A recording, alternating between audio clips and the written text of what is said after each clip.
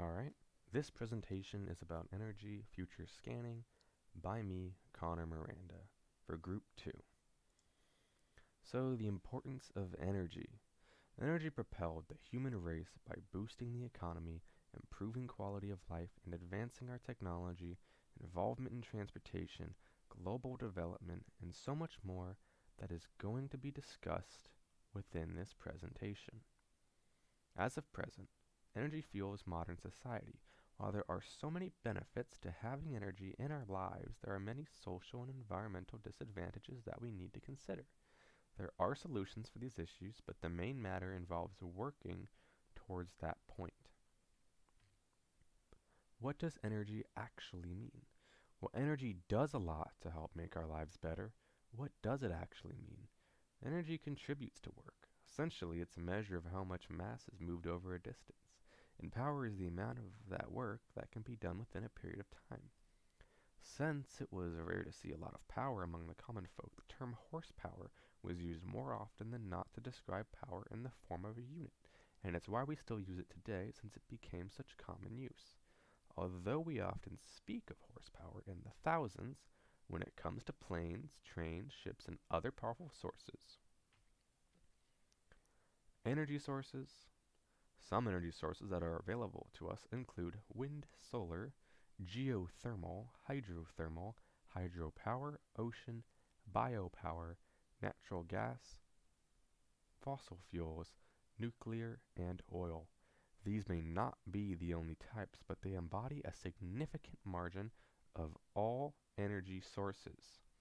A picture demonstrates wind power, hydropower, you could assume biopower by the forest, and solar power from the solar panels. More on renewable forms of energy. Biomass comes from biological material, vegetation, and animal material.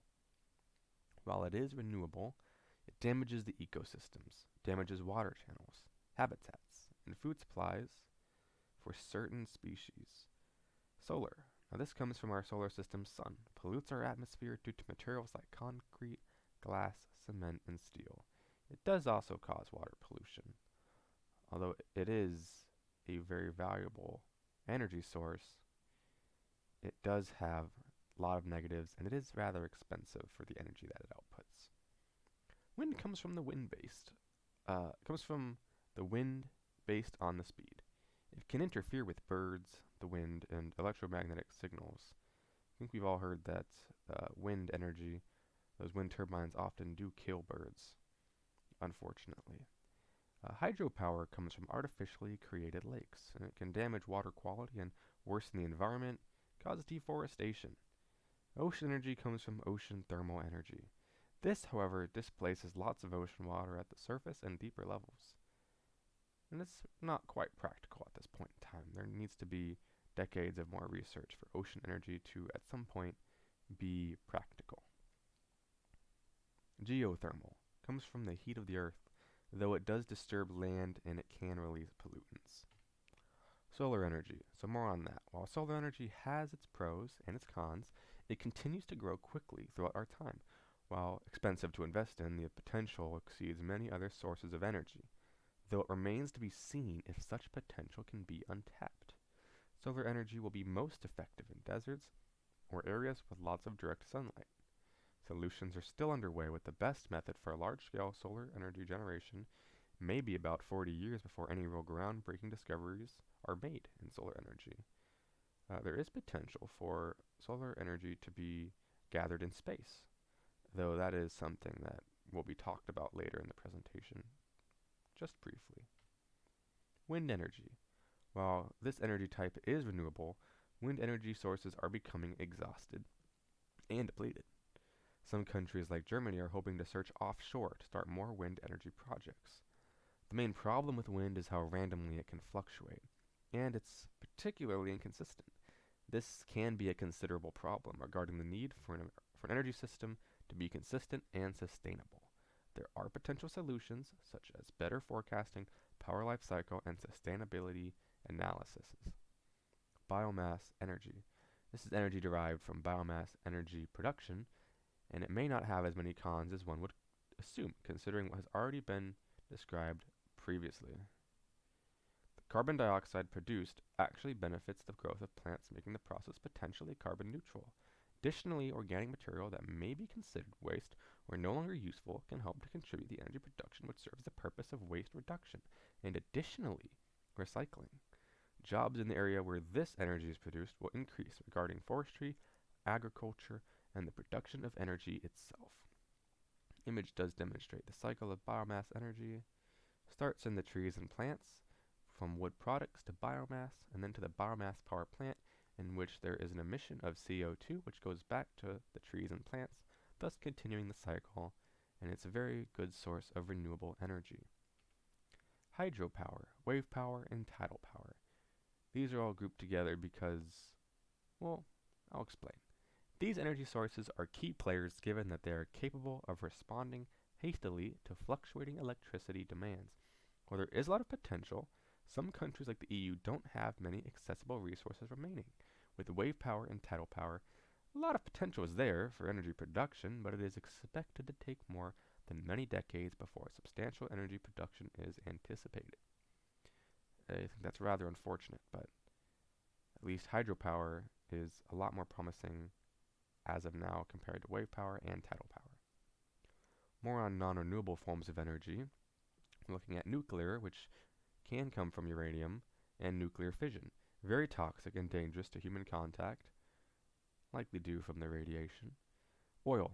Now this is acquired underground in the form of a liquid. While inexpensive, it is harmful to the environment and polluting. Coal, acquired from the ground and burned for energy. While also reliable, it is dangerous and toxic, pollutes the atmosphere. Natural gas, acquired in pockets underground and burned for energy, also used for cooking. Environmental issues relating to earthquakes and contamination of water. Fossil fuels. As we just spoke about, fossil fuels are a clear issue with energy production.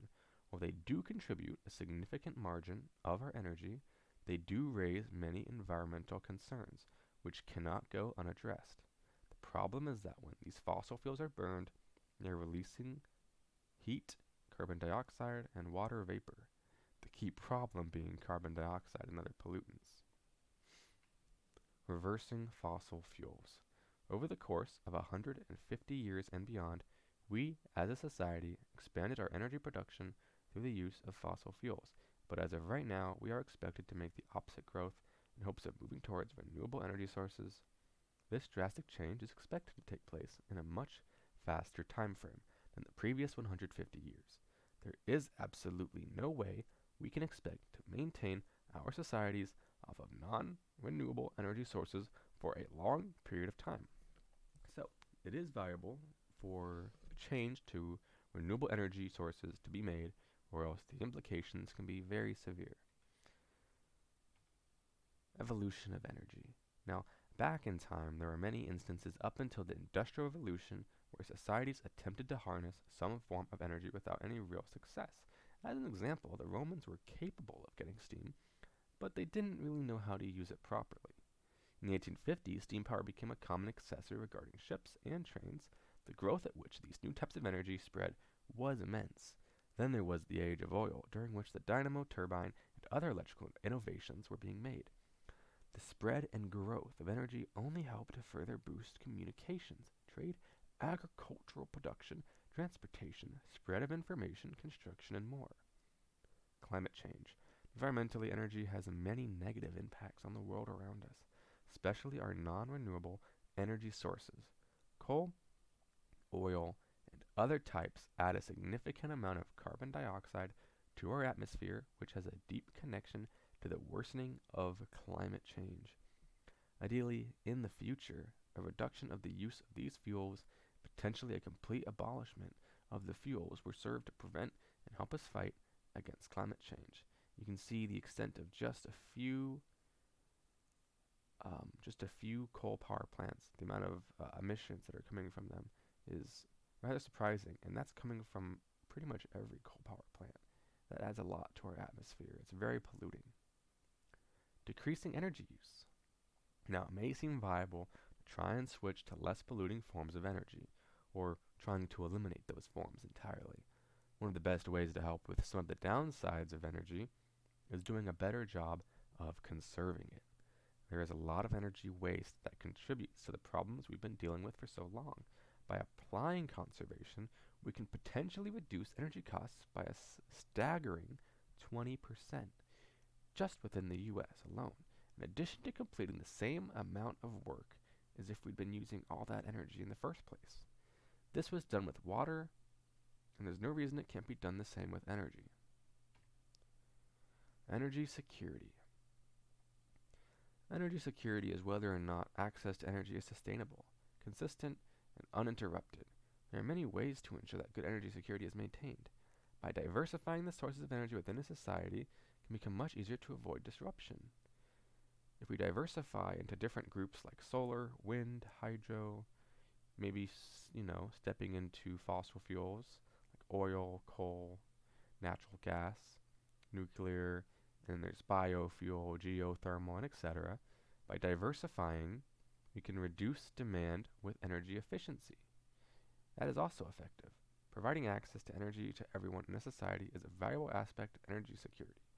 Speaking of energy efficiency, this correlates back to the concept of conservation. By using energy more effectively within a society, it becomes possible to reduce the demand and actually increase the value of energy in general. This makes it less likely for a society to need to increase their energy production when they are capable of saving more energy for when they actually need it instead of it going to waste. Now, energy plan in action. An example of a country actively struggling with energy consumption and production would be Pakistan. If they intend to resolve as fast as possible, they would likely benefit from asking for help from other countries within proximity and making stricter regulations enforcing the use of smart electricity counters and more. Now, if they intend to make a more medium-term effort, they would benefit from projects involving the creation of solar and wind projects, introducing more energy, saving devices, and announcing incentive programs and efficiency programs. Finally, though, they also have the choice of taking this long term. Their plan would be to install coal-based powerhouses, in the image to the right, construction of a nuclear power plant, boosting dam numbers, and improving the number of efficient natural gas stations. Their country has the issue of low energy efficiency and energy security. This is a problem that all countries might face sooner or later. It should be evident that energy efficiency and renewable energy sources are of extreme importance and not to be overlooked. To begin the transition to cleaner energy sources, there are several important steps. Targets and goals. The government and other organizations should make targets and goals that aid in the transition to renewable sources of energy, focusing on energy efficiency, capacity, and emissions reductions are options. Policies and regulations. Implementing kinds of policies and regulations can incentivize the use of renewable energy sources, whether it be tax incentives, feed-in tariffs, or encouragement of renewable energy projects. Research and development. Development of renewable energy technologies, energy storage solutions, and improved efficiency with reduced costs. Diversification of energy sources. By adding a mix of renewable energy sources, the sustainability and reliability of the energy system becomes more enhanced. Types like solar, geothermal, hydro, wind, and etc. Phase out non-renewable energy. Developing a timeline for transition with workers, communities in mind, you need to reduce and prevent investments on fossil fuels. This would be the ideal plan for phasing out non-renewable energy. International assistance. Collaborating with international organizations is an option. Not only can they share good practices, technology, and resources, but this will overall enhance the speed of the transition process from non-renewable to renewable. Involvement of electric vehicles. Electric vehicles are a mixed bag when it comes to their role in an energy system, where they do aid in reducing greenhouse gas emissions, providing better energy efficiency, energy security, and offers the opportunity for jobs. There are several concerns and issues associated with their integration. In the image is just the way an electric vehicle would charge itself in comparison to a vehicle getting gas. That's a mistake. Excuse me. Challenges of electric vehicles. Now, the infrastructure needed to support the use of electric vehicles is very underdeveloped and not yet common enough. Additionally, charging times, grid capacity, expensive pricing, and other issues have arisen with the introduction of electric vehicles. Now, yes, if our society could fully integrate electric vehicles in an affordable and hasty transition, they would be an excellent and welcome addition. Not only would overall energy efficiency be improved upon, but carbon emissions will go down immensely. However, there are currently too many barriers to consider electric vehicles as the best solution right now. But times could change in the future with the expansion of electric vehicles and accessibility. When producing energy, there is often an excess that needs to be stored. By doing this, there is a developed balance of supply and demand regarding energy. This allows for the energy to be used at any time and prevents the excess energy from just being lost and wasted. Some types of energy storage include battery technology, pumped hydro storage, thermal energy storage, CAES, compressed air energy storage, and flywheel energy storage. The image to the right does demonstrate flywheel energy storage. You can see the axis of rotation, motor generator, rotor, vacuum pump, lower magnetic bearings, the protective shield, and the upper magnetic bearings. Energy storage innovation. Innovation in energy storage is very dynamic, with new innovations including solid-state batteries, replacement of liquid or gel electrolytes, higher energy density, longer cycle life, and they're safer. Flow batteries, liquid electrolytes in external tanks, reduced costs and elevated energy density, and flexible usage capable of storing lots of energy for long durations. Finally, sodium-ion batteries, lower cost, good performance and efficiency, and promising for stationary energy storage and grid integration. Now, these are not the only energy storage innovations, but these are three selected that were worth talking about. Other emerging energy technologies. In addition to innovations in energy storage, there are innovations in all forms of energy technologies, such as artificial photosynthesis, space-based solar power, CCU technology. Now, the space-based solar power should be somewhat familiar, as I did bring that up earlier when talking about solar power. But first, let's talk about artificial photosynthesis. The replication of natural photosynthesis, a process in which plants turn sunlight, water, and carbon dioxide into a source of energy for them. This potential conversion of solar energy, this potential conversion can turn solar energy into a storeable fuel. Now, space-based solar power can capture solar energy from space. It prevents environmental factors and clouds from disrupting effectiveness. Thus, it's better than the deserts, and it's the closest we could ever get to getting solar energy from the sun. Though it's somewhat unrealistic in the sense that we don't know when space-based solar power will be genuinely achievable. But within the following decades, research is still going into space-based solar power. CCU technology, synthetic fuel production, and it reduces carbon emissions. CCU stands for carbon neutral synthetic fuels.